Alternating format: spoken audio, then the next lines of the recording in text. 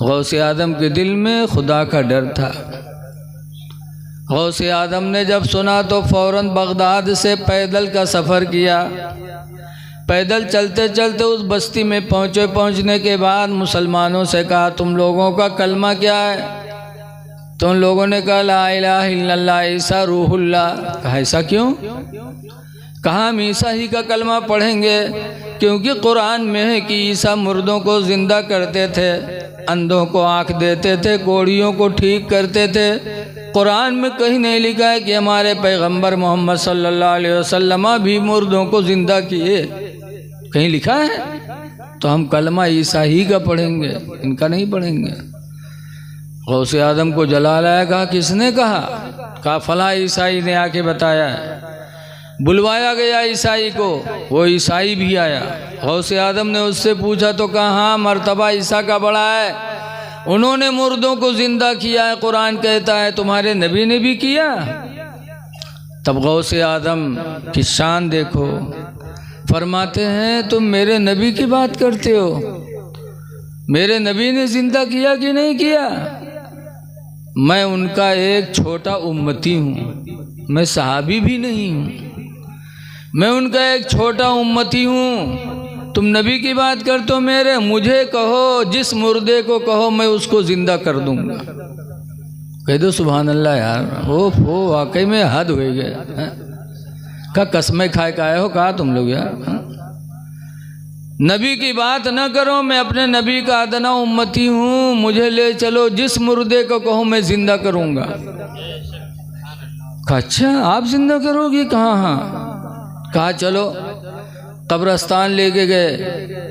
اچھا یہ بتاؤ کلوا پور کے قبرستان میں ہم کا لے جاؤ، ہم سے پوچھو کی قبر ہو، کی قبر ہو، ہم بتائے پہ بے ہمارے کھنڈا پور ہم تم چلے جاؤ تو تم نہ بتائے پہ۔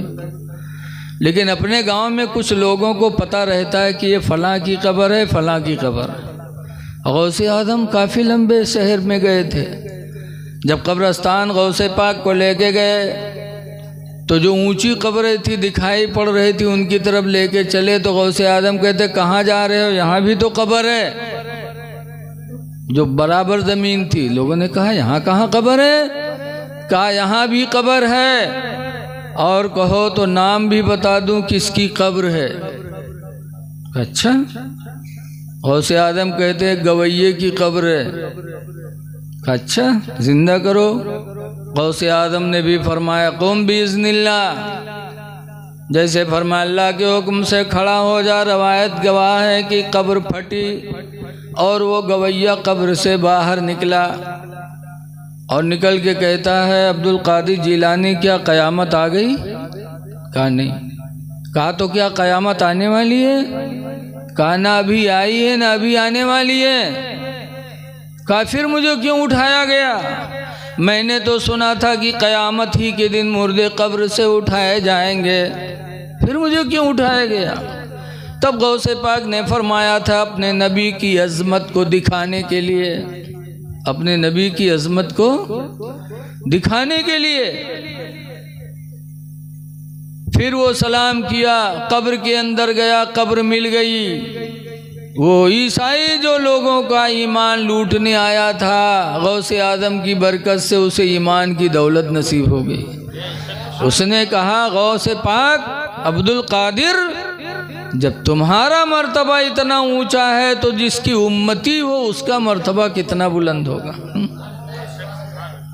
تو یہ غوث اعظم تھے الحمدللہ۔ آج کل نہیں کہ ایمان لانے کے بعد بھی کہتے ہیں کہ نبی کچھ نہیں کر سکتے۔ غوث پاک کا ایمان کیا تھا کہ تم میرے نبی کی بات کرتے، ہم تو ان کے امتی ہیں، ہم کو کہو جس مردے کو کہو میں زندہ کر دوں۔ آج ایمان لانے کے بعد لوگ بھاگ جاتے ہیں، کہتے ہیں نبی کچھ نہیں کر سکتے معاذ اللہ۔ وہ تو وہی ابو کفار کا بھی عقیدہ تھا کہ جو نبی ہوگا ہم جیسا نہیں ہوگا۔ ابو جہل ایک مرتبہ مٹھی میں بند کر کے کنکریاں لے کے گیا تھا، کہا تھا محمد آپ نبی ہیں؟ کہا ہاں۔ کہا جو نبی ہوگا اسے غیب کی خبر رکھتا ہوگا وہ، بند چیزوں کو بھی وہ جان لیتا ہوگا، نبی ہوگا۔ اگر تم نبی ہو تو بتاؤ میری بند مٹھی میں کیا ہے؟ تو سرکار نے کیا فرمایا تھا؟ فرمایا تھا میں بتا دوں کہ تیری مٹھی میں کیا ہے، یا جو تیرے مٹھی میں ہے وہ خود بتا دے کہ میں کیا ہوں۔ کہا ایسا بھی ہو سکتا ہے؟ کہا ایسا بھی ہو سکتا ہے۔ اللہ کے رسول نے جو حکم دیا تو ابو جہل کی بند مٹھی میں کنکریوں کی سے آواز آئی، لا الہ الا اللہ محمد الرسول اللہ صلی اللہ علیہ وسلم۔ جب کنکریوں نے کلمہ پڑھ کے سنایا، نبی کی رسالت کی گواہی دی، تو ابو جہل نے اٹھا کے کنکریوں کو پھینکا اور کہا حد ہو گئی، محمد کا جادو ان پر بھی چل گیا۔ معاذ اللہ، نصیب میں ایمان نہیں تھا، ایمان ہوتا تو فوراً ایمان لے آتا، کلمہ پڑھ لیتا۔ اے لوگو یاد رکھو، بغیر ایمان کے اللہ ہماری کوئی بھی عبادت قبول نہیں کرے گا۔ ایمان نام ہے نبی کریم صلی اللہ علیہ وسلم سے سچی محبت کا۔ ایک بات اور سن لو، اسلام کی سب سے پہلی لڑائی کا نام کیا ہے؟ جنگ بدر۔ کیا نام ہے؟ عباس سرکار کے چچا وہ بھی کفر میں تھے، تو بدر میں حضور سے لڑنے آئے تھے، اور جب لڑنے گھر سے نکلے تھے تو اپنی بیوی کو ایک تھیلی میں درہم و دینار بھر کے دیا تھا، سونا چاندی۔ کہا بیوی میں جنگ میں جا رہا ہوں، پتہ نہیں مروں کہ جیوں، اگر جی گیا تو کوئی بات نہیں، اگر مر گیا تو اس دولت سے تم اپنی زندگی گزارنا۔ اب آئے جنگ بدر میں، اللہ نے کامیابی دے دی میرے پیغمبر کو، تو عباس پکڑے گئے، بہت سے لوگ پکڑے گئے اور قیدی بنا کر مدینہ لائے گئے۔ تو سرکار نے فرمایا چچا عباس فدیہ دے دو، چھٹکارا لے لو۔ کہا بیٹا میرے پاس تو کچھ ہے بھی نہیں بھتیجے، جانتے ہو میں غریب آدمی ہوں، کنگال ہوں، میرے پاس کچھ نہیں ہے۔ کہا تو پاس میں کچھ نہیں، گھر سے منگا کے دے دو۔ کہا بیٹا یہ بھی جانتے ہو میں غریب آدمی، میرے گھر میں بھی کچھ نہیں ہے۔ تو حضور نے فرمایا چچا ابھی تو تم درہم و دینار سونا چاندی کی تھیلی بھری ہوئی اپنی بیوی کو دے کر آئے تھے، وہ تھیلی کیا ہوئی؟ اس زمانے میں کوئی انٹرنیٹ تھوڑو رہا ہے، نہ موبائل تھا۔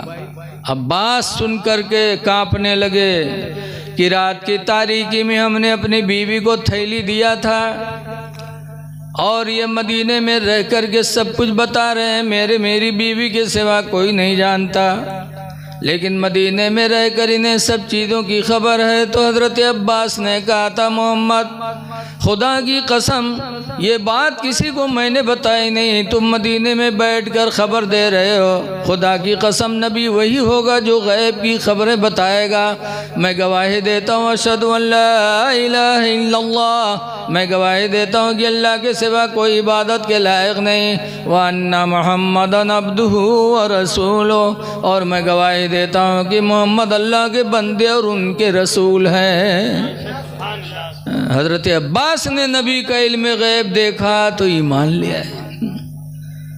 یہ سن کر حضرت عباس پر راشا ہوا تارے، یہ سن کر حضرت عباس پر راشا ہوا تارے، کہ پیغمبر تو رکھتا ہے دلوں کی بھی خبرداری۔ اس لیے لوگوں ایمان رکھو۔ بریلی شریف میں ایک اللہ والے تھے جن کا نام تھا دھوکھا شاہ۔ کیا نام تھا ان کا؟ دھوکھا شاہ۔ بڑے بزرگ تھے وہ۔ ایک دفعہ بریلی کے کچھ لڑکے امتحان ہونے والا تھا تو پہنچے، کہا حضرت دعا کر دو ہم سب پاس ہو جائیں۔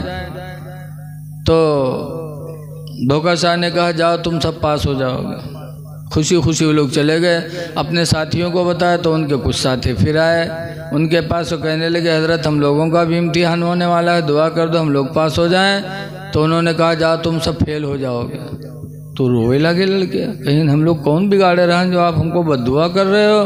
ابھی ہمارے ساتھی آئے تھے تو آپ نے کہا پاس ہو جاؤ گے، ہم لوگ آئے تو آپ کہتے ہو کہ فیل ہو جاؤ گے تم سب۔ رونے لگے۔ تب دھوکا شاہ قریب آئے اور کہنے لگے رو نہیں، میرا نام ہے دھوکا، میں الٹا کام کرتا ہوں۔ جن کو کہا ہے پاس ہو جاؤ گے وہ سب فیل ہو جائیں گے، اور تم کو کہا ہے فیل ہو جاؤ گے تم سب پاس ہو جاؤ گے، میرا نام ہے دھوکا۔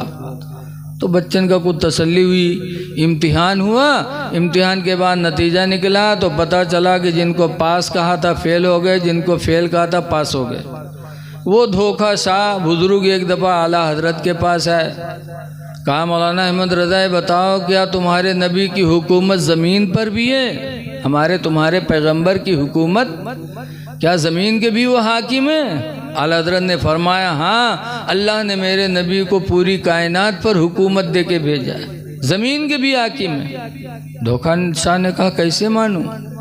وہ اعلیٰ حضرت کو جھلا لایا پٹھانے، کہا سن، میرے پیغمبر زمین کے بھی حاکم ہیں، آسمان کے بھی حاکم ہیں۔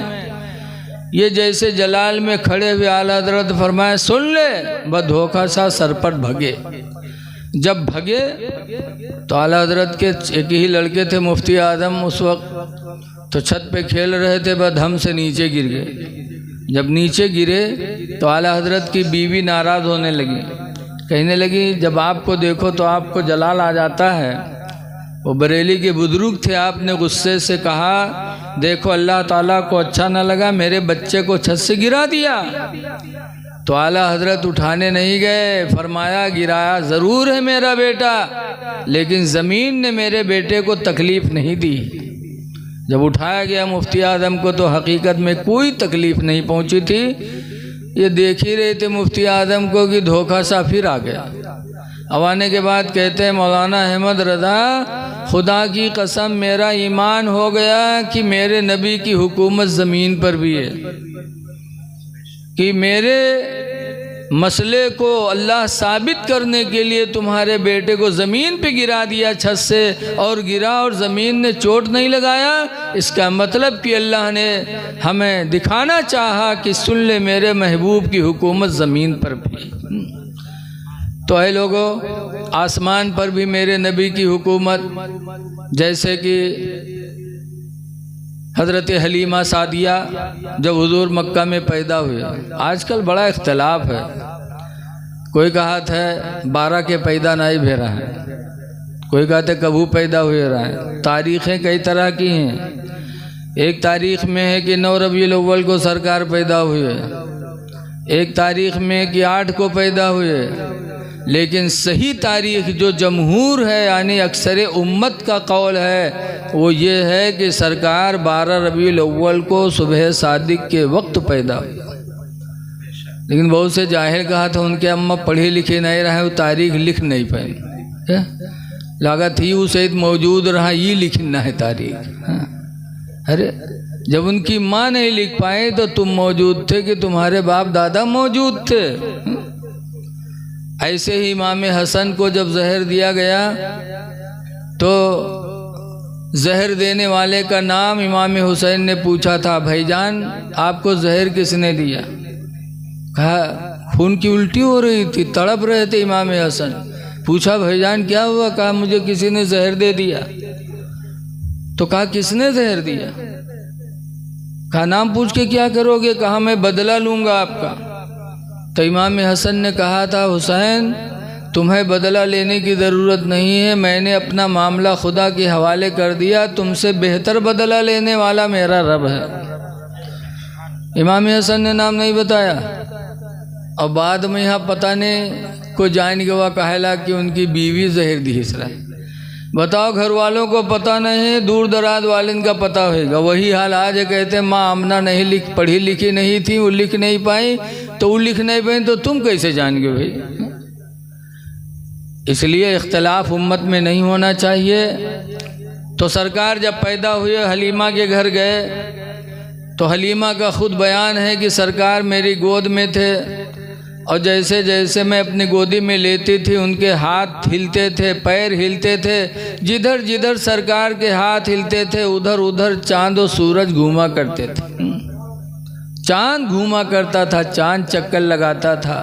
بچپن میں میرے نبی کی یہ فضیلت، کہنے والے اعلیٰ حضرت امام اہل سنت رضی اللہ تعالیٰ عنہ فرماتے ہیں کہ چاند جھک جاتا حضور غوث پاک رضی اللہ عنہ کی گیرہویں کرنے والوں، غوث پاک کو ایسے دنیا نے نہیں مانا ہے، انہوں نے نبی کی سنتوں پر عمل کیا، اللہ کے فرمان پر عمل کیا، اور اس طرح عمل کیا کہ دنیا ان کو ماننے کے لیے مجبور ہو گئی۔ آج ہم کو تو آپ نے بلایا تو ہم سواری کے ذریعے آئے، غوث پاک ان کے زمانے میں ایک شہر میں ایک عیسائی پہنچا، اور عیسائی نے مسلمانوں سے پوچھا کلمہ کیا ہے تمہارا؟ تو مسلمانوں نے کلمہ پڑھا، لا الہ، پڑھ لو، لا الہ الا اللہ محمد الرسول اللہ ہے، رسول اللہ نہیں ہے۔ افسوس ہے کہ بہت سے لوگوں کو کلمہ بھی صحیح یاد نہیں۔ لا الہ الا اللہ محمد الرسول اللہ صلی اللہ علیہ وسلم، یہ کلمہ مسلمانوں نے سنایا تو عیسائی نے کہا محمد کا کلمہ کیوں پڑھتے ہو صلی اللہ علیہ وسلم، عیسیٰ کا کلمہ پڑھو۔ کہا کیوں؟ کہا عیسیٰ کا مرتبہ تمہارے نبی سے بڑا ہے۔ کہا کیسے مانے؟ تب عیسائی نے قرآن کی آیت پڑھی تھی کہ تمہارے قرآن کریم ہی میں ہے عیسیٰ علیہ السلام کے بارے میں کہ عیسیٰ علیہ السلام کہا کرتے تھے انی ابری الاکمہ والابرص واحیی الموتى باذن اللہ۔ عیسیٰ علیہ السلام کہا کرتے تھے انی ابری الاکمہ، بے شک میں مادرزاد اندھے کو شفا دیتا ہوں، والابرص اور کوڑھی کو، وَأُحْيِي الْمَوْتَى اور مردے کو زندہ کرتا ہوں، بِإِذْنِ اللہ، اللہ کے حکم سے۔ تو اس نے کہا عیسیٰ پیغمبر تو اندھوں کو آنکھ دیتے تھے، کوڑھیوں کو شفا دیتے تھے، مردوں کو زندہ کرتے تھے، کیا آپ کے نبی نے بھی کیا؟ تمہارے قرآن ہی میں ہے کہ عیسیٰ ایک کام کرتے تھے، اور تمہارے نبی کے بارے میں کہیں لکھا ہو کہ تمہارے نبی محمد صلی اللہ علیہ وسلم نے مردوں کو زندہ کیا ہو، کسی اندھے کو آنکھ دیا ہو، کسی کوڑھی کو ٹھیک کیا ہو؟ قرآن میں ہے کہیں؟ اب مسلمان چپ، کہا ہاں یار یہ تو نہیں ہے قرآن میں کہ ہمارے نبی نے بھی اندھے کو آنکھ دیا، کوڑھی کو شفا دیا، مردے کو زندہ کیا۔ قرآن میں تو میرے نبی کے بارے میں نہیں ہے، اور عیسیٰ کے بارے میں ہے قرآن میں۔ تو وہاں کے مسلمان بدل گئے، کہا صحیح کہتے ہو، مرتبہ عیسیٰ ہی کا بڑا ہے، محمد صلی اللہ علیہ وسلم کا بڑا؟ بولو تو نہا نہیں کرو یار، میری بات سمجھ میں آ رہی کہ نہیں آ رہی؟ تم لوگ چپ ہو جاؤ بیٹیا، یہ جہاں رہی ہیں کچ کچ کی ہیں ضرور، اللہ جانے ان کے منہ میں کہا ہوئے گا۔ یہ جہاں بیٹھی ہیں خاموش نہ بیٹھی ہیں، وہ تو ویسے ہے جیسے تین آدمی جھگڑا کرت رہے ہیں آپس میں۔ ایک مسافر پہنچا، کہیں کاہے لڑت ہو یار تم لوگ؟ کہیں ایک معاملے میں ہم تینوں لڑ رہے ہیں۔ کہا کیا معاملہ ہے بتاؤ، لڑو نہ بتاؤ، ہو سکتا ہے میرے سمجھ میں آئے بتا دوں۔ تو تینوں نے کہا معاملہ یہ ہے کہ ہم تینوں کا دعویٰ ہے کہ سب سے بڑے جھوٹے ہم ہیں۔ یہ کہتا ہم بڑے جھوٹے، یہ کہتا ہم ہیں، ہم کہتا میں سب سے بڑا جھوٹا ہوں۔ اسی کا جھگڑا ہے۔ تو مسافر نے کہا اسے نہیں، تم لوگ اپنا اپنا جھوٹ بتاؤ، پھر میں فیصلہ کر دوں گا تم میں سب سے بڑا جھوٹا کون ہے۔ تو ایک سے پوچھا تم کوئی جھوٹ بولو، تو اس نے کہا آج میں نے دیکھا کہ ایک چیل ایک ہاتھی کو پنجے میں دبائے اڑتی جا رہی تھی۔ تو اس نے کہا ہو سکتا ہے کہ چیل کوئی مرغی کا بچہ دبائے جا رہا ہو اور یہ ایچا تانی کی وجہ سے وہ کا ہاتھی سمجھ لی سو، جو کہ آنکھیں ایچا تانی ہوتے ایک کا دوئی دیکھا تھا کہ نہیں دیکھا تھا۔ تو کہا یہ کوئی بڑا جھوٹ نہیں، ایسا ہو سکتا ہے۔ دوسرے سے کہا تم بتاؤ۔ تو کہا آج میں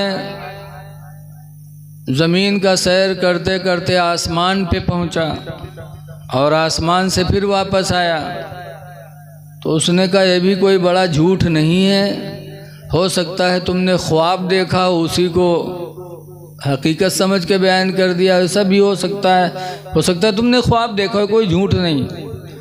تیسرکے سے پوچھا تم اپنا جھوٹ بتاؤ، تو تیسرکے نے کہا آج میں نے دیکھا کہ 10-5 عورتیں ایک جگہ بیٹھی تھیں اور بالکل چپ چاپ تھی، کچھ بول ہی نہیں رہی تھی۔ کہا سب سے بڑے جھوٹے تم ہو، سب سے بڑا جھوٹ یہی ہے۔ ایسا کہاں ہو سکتا ہے کہ مہروے بیٹھے بولے نا، بولنا ان کی عادت میں داخل ہے۔ اتنی بلکڑ ہوتی ہیں کہ اگر کوئی اعلان کراوے کھوئے تو میک نہ لگاؤ گاؤں میں، بلکہ ایک مہروس کہہ دو کہ ایک بات ہے ہم تمہیں کا بتائے تھے، دیکھو کوئی بتائے نہ۔ آدھے گھنٹہ میں پورا گاؤں گندھائی جی، پھسر ان سے اعلان کے کوئی ضرورت نہیں، کوئی بات ان سے کہہ دو کہ دیکھو کا کوئی کہو نا، آدھے گھنٹہ میں دیکھو پورا گاؤں پھیل جی معاملہ۔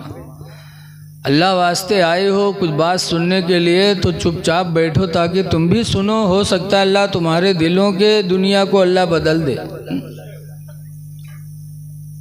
تو وہاں کے لوگوں نے کہا بات صحیح کہتے ہو، عیسیٰ علیہ السلام کا مرتبہ بڑا ہے۔ وہاں کے مسلمانوں نے کلمہ چھوڑ دیا اور پڑھنے لگے لا الہ الا اللہ عیسیٰ روح اللہ۔